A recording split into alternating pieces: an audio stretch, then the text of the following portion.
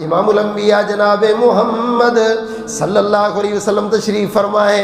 ایک عورت آئی, کہنے لگی اللہ کے نبی جی میرے 3 بیٹے فوت ہو گئے ہیں, بڑی تکلیف ہے. ایک پھول میری گود میں آیا, اللہ نے واپس لے لیا.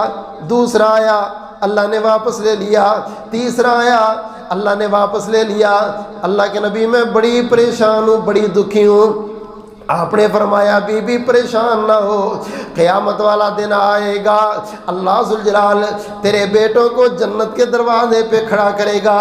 یہ ننھے منھے پھول, یہ ننھی منھی کلیاں جنت میں نہیں جائیں گی.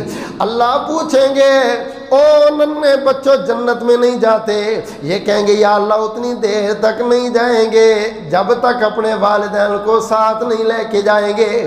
اللہ ذوالجلال تیرے صبر کی وجہ سے, اس دکھ کی وجہ سے, اس تکلیف کی وجہ سے اللہ بچوں کو کہیں گے جاؤ بھئی اپنے والدین کو لے کے جنت میں اپنے ساتھ ہی چلے جاؤ.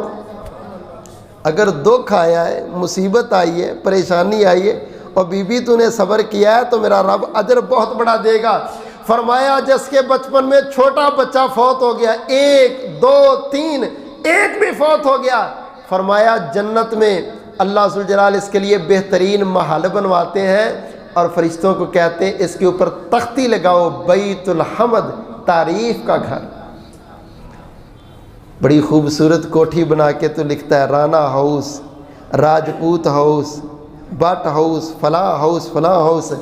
اللہ فرماتے ایک تختی میں نے بھی لگائی ہے میرے بندے, یہ اس عامی سے بندے کی کوٹھی ہے جس کو دکھ پہنچا, تکلیف پہنچی, مگر یہ اپنے رب کا بن کے رہا ہے.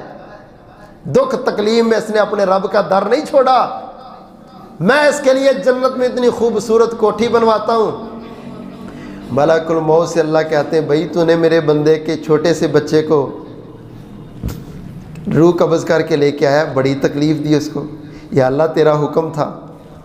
اللہ فرماتے میرا حکم تھا نا, اب میرا حکم یہ ہے کہ پھر اس کے لیے خوبصورت ایک محل بنا اور اس کے اوپر لکھ بیت الحمد, تعریف کا گھر. جو بھی دیکھے گا وہ منہ میں انگلیاں ہی ڈالتے رہے گا, ہائے اتنا خوبصورت, اتنا پیارا, یہ میں اس کو دوں گا جس نے دنیا میں اپنے بچوں کی وفات پر, تکلیف پر صبر کیا تھا. میں رب اس کو اجر میں جنت کا خوبصورت محل